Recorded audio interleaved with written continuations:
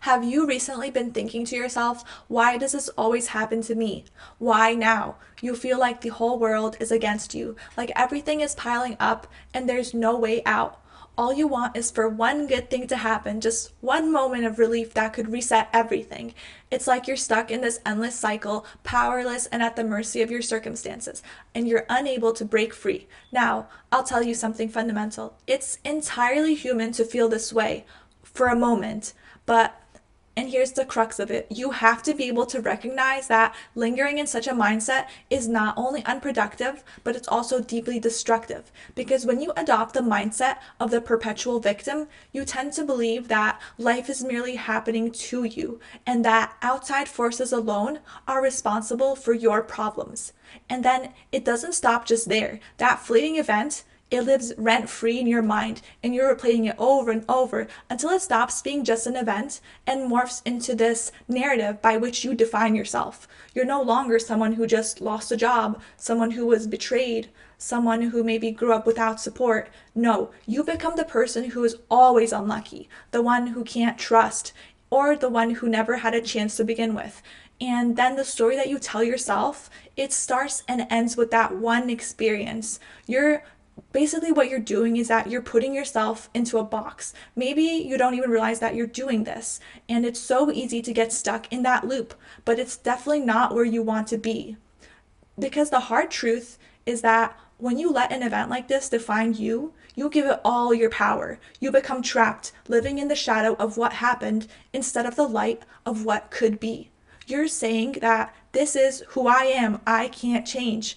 And you might start to believe that you're entitled to sympathy or special treatment because of all these challenges that you faced. And while it might provide temporary comfort, the world keeps moving and people move on. So essentially, the real tragedy here is what you're doing to yourself. You're giving your worst moments of your life permission to rule your present and dictate your future. And as long as you stay stuck in that victim mindset, you're not just stuck in the past, you're stuck in a life that's less than what could be. This mindset, it prevents growth. It keeps you stuck in a cycle of blame and inaction rather than focusing on personal empowerment and solutions. Think about it like putting on a pair of tinted glasses. You see everything through the color of that event. So even the positive experiences that happen in your life, like opportunities, relationships, and growth, they all become tainted and you're stuck seeing all of them through this lens of your pain. And this doesn't mean that the event didn't matter or that it wasn't significant. It doesn't mean that you should forget it or pretend like it never happened. But it does mean that you owe it to yourself to see it for what it was. Just a moment, not a definition of who you are. You're more than the worst thing that you've experienced. But until you stop letting it define you, you're never gonna know what's possible beyond it. Hi guys, my name is Belkis and welcome to my channel. Okay, so let's get right into this video and delve into the psychology of the victim mindset.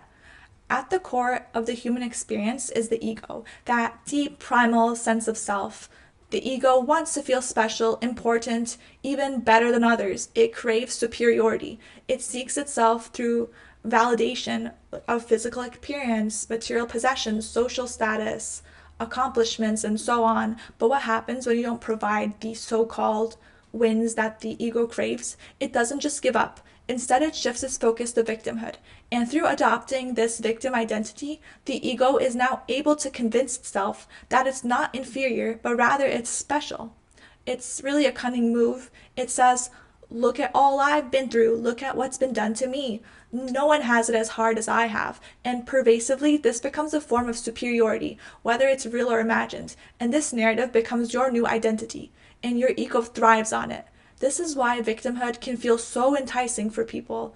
But this is where the trap is. When you lean into the victimhood mentality, you enter dangerous territory because your ego will always want more. So the more you feed into this victim narrative, the more your ego inflates, the more diluted that you become about who you truly are, and the harder it becomes to break free from this mindset. You lose sight of your power, your potential, your ability to grow beyond your circumstances. This pattern, it doesn't make you stronger or better. It makes you smaller. It isolates you. It damages your relationship with others. You start to see anyone who hasn't suffered as much as you or in the same way as you as less than. They don't get it, so their perspectives and their experiences are not valid. It destroys your ability to also see yourself clearly. It blinds you to the truth of who you are. So ultimately, it just keeps you stuck. You're chasing a false sense of significance while your real potential just slips further and further out of your reach. And it's so easy to fall into this trap. But breaking free, it requires you to confront some hard truths about how much of your identity is actually wrapped up in suffering and how much of it is tied to the story that you're telling yourself about who you are. So then why would anyone willingly step into such a role? And that's because in the short term, it's seductive. It serves you. It comes with benefits. Victimhood offers a sense of power over others. You have power over their perception. If you're the victim, you can demand apologies, accommodations, attention. You convince yourself that the world owes you something. You start thinking that everyone else should adjust or apologize or compensate for your pain. And the best part, you don't have to take accountability for your own actions. But here's what happens when someone tries to hold you accountable or confront you about it. You flip the script on them. Suddenly, they're the villain. You lash out and you double down on your victimhood. You'll never own up to it because guess what? That would mean actually taking responsibility. And let's be real, taking responsibility is the one thing that you're actively avoiding. So instead, you get defensive, you shut down, you throw out any and all excuses that you can think about because that would mean that it's not your fault. You might have even resorted to crying, not because you're genuinely reflecting or you're hurt or you feel sorry, but because it's a way to deflect. It's a way to make the other person feel like they're the bad guy. It's simply manipulation, that's how it is. If you want to admit it or not, your pain becomes a way to control the narrative. And you know what? This probably worked for you in the past. You saw how much attention and power playing the victim could give you. People rallied around you, they gave you sympathy, maybe went out of their way to accommodate you, and then when that worked once, you stuck with it. It became your go-to strategy for dealing with conflict or any challenge, and maybe even life in general. So being the victim, while it can feel comfortable, it's almost like a safety net. It's so easy to get stuck in the pain, in the story of what happened to you, because then you don't have to step outside of that comfort zone that you've created. You don't have to take any risks. You don't have to put in any effort. You don't have to make any tough choices to move past what's holding you back. But there's one catch. By staying in that victim mentality, you're also holding yourself back from anything good ever happening to you. And you're literally choosing to stay in that space where growth and opportunity, they can't reach you. You're not opening yourself up to change, to success, or even the possibility of happiness. And that's the irony of it all. By avoiding the hard work, by avoiding the challenge of healing and moving forward, you're choosing to stay in a cycle where nothing improves. You miss out on everything that could be better, the opportunity to change, to grow, to build the life that you actually desire and you want. You stay in that same place while everyone around you, they take steps forward. Even if they're facing their own battles, it doesn't stop them. They keep moving forward. And in doing so, they unlock new possibilities while you stay frozen. And here's the uncomfortable truth. No one really cares about you as much as you think they do. Sure, in the moment, people might feel bad for you. They might offer you sympathy and maybe say something like, oh, I'm so sorry that you're going through this, or even try to comfort you, give you a hug, pat you on the back. And yeah, those moments, they can feel reassuring, even validating, but they're just moments. They don't last. Life moves on. People have their own problems to deal with. They have their own life to manage. Your pain, no matter how real or how valid it is, it doesn't become the center of anyone else's universe. And you have to recognize that, because why should it? Everyone's carrying their own burdens. They'll sympathize for a little bit, but eventually their attention's going to shift back to their own lives. It's just how it is. It's the reality of it. At some point, also your story, it's going to grow old. The victim card you've been playing, it's going to stop working. People are going to stop reacting the way that they used to. They've heard it before, they've seen it before, and now instead of feeling sorry, they're going to feel annoyed or frustrated by you. sympathy eventually is going to run thin. You're stuck in that loop. You're unwilling to move forward. All it is that you're setting yourself up for disappointment. No matter how much you've suffered, life doesn't hand out awards for pain. And if you're not careful, you're going to find yourself caught up in this unspoken competition. You'll start measuring your worth by how much pain that you've endured.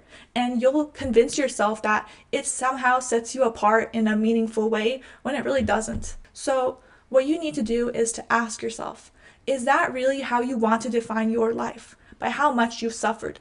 Because when you focus on that, you're not just holding yourself back, you're also missing out on the chance to grow, to heal, and to truly move forward. The truth is that playing the victim might feel like it gives you some control over how other people see you, but it doesn't. It doesn't bring any real connection or any real fulfillment into your life. And I'll be honest, for me personally, a while back, I was feeling bad for myself. I was stuck in that headspace where everything was feeling heavy and unfair. But you know what snapped me out of it?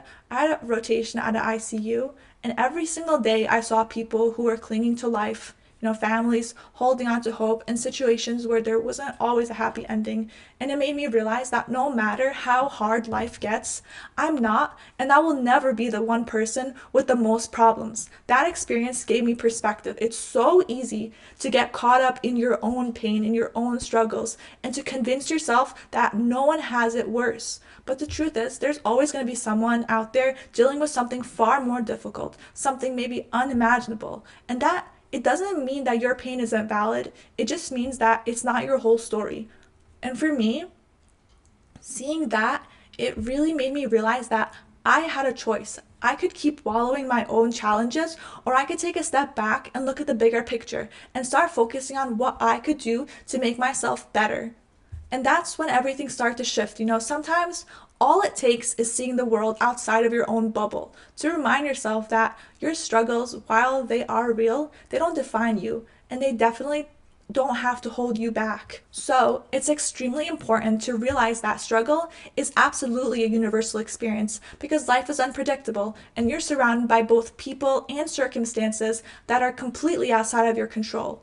And when you can accept that fact, no one is exempt of hardship. It changes how you see your life, how you see things. Everyone has their own struggles, even if they're not obvious. The person maybe who seems like they have everything together, they're also carrying something too. They just might not be as vocal as you are about it. And having that perspective really makes you more compassionate and more understanding. It also eliminates that need that you have to compete with others in the so-called victim Olympics. You don't have to get caught up in comparing or providing or proving whose pain is worse, because really, what's the point? Pain, it's not a contest, and there's no prize for most suffering. So changing your mindset is one of the most powerful tools that you have in your life. If you constantly tell yourself that you're oppressed, that your life is unfair, that you're doomed to fail, you're going to start to look for that evidence to back up those beliefs. You'll start to believe that your circumstances define you, that you're stuck in a system that's rigged against you, and that success is impossible for you because of these external forces. And by doing this, you're basically priming your mind to seek out these situations, people, and experience to confirm the story that you're telling yourself, that you're oppressed. So you should be focusing your energy and efforts on something that is in your control. So instead of looking for these reasons to stay stuck, try shifting your mindset and start looking for reasons to move ahead. Okay, so now let's take a step back and get one thing straight. You might not be responsible for what happened to you. Life throws curveballs, there's things that are unfair and completely out of your control, but here's the catch. While you can't control what happens, you are completely responsible for how you respond to it. And that's where accountability comes in. Taking accountability, it doesn't mean that you're blaming yourself for what went wrong, for what happened. It doesn't mean that you're ignoring your pain or pretending that it never happened. It means that you're choosing to heal, to grow, and you're going to move forward. It's important to realize that your healing can't depend on someone else saying, I'm sorry, or the universe suddenly making everything perfect, because It's a tough pill to swallow when you think about it, but it's so important to change this mindset in order to move on. It's better to think that nobody owes you anything, that no one owes you closure, no one owes you apology. And even if they do, let's say, even if someone really wronged you, are you going to wait around, for that apology so that you can heal and move on with your life? No. So acknowledge your pain, but also realize that you can't live there forever. And when you wait for someone else to make you feel better, you're giving away your power. Your healing starts with you. You have to decide that your happiness, that your mental peace, and your growth are your own priority. It's so easy to make excuses and to find a reason why you can't get to where you want to be. But the real answer is actually quite simple. It's about being disciplined. That's it. There's no magic trick, there's no secret shortcut. So, to move forward, you have to confront the harsh truth of your own complicity in maintaining this mindset. But here's the thing, when you focus too much on obstacles, on what's standing in your way, it's so easy to get stuck. It's easy to look, around and say, this isn't the right time, or I don't have the resources. And yeah, sometimes, things might not line up perfectly, but when you take a step back and you look at the bigger picture, you realize that the difference between those who made it and those who don't is often the willingness to keep going, to push through when things get tough and when everyone else is ready to quit. Now I won't delve too deeply into the concept of discipline here to avoid sounding too repetitive. I have spoken about this at length in my previous video, one that you're welcome to watch if you're interested. I will link it somewhere up here. And so to pivot back, the truth is you won't get anywhere if you're always looking for these excuses. You have to own your actions, your decisions, your choices. The people who succeeded aren't necessarily those with the most luck or those who had the easiest path to get there. They're the ones who are willing to sacrifice the most, to dedicate themselves even when it feels like no one else is watching them, even when it feels like it's not worth it. They push forward, even when it hurts. So instead of getting caught up in this mentality that everything is wrong, you need to stop for a moment and ask yourself, what am I really doing to make this happen? What can I do to move forward? Sometimes the answer is big, like seeking therapy or joining a support group. Other times it can be really small, like setting one realistic goal today and, moving forward. It doesn't have to be a giant leap. It can be a baby step. The point is that you're shifting your focus from why me, why, what now, and that's where the real growth begins.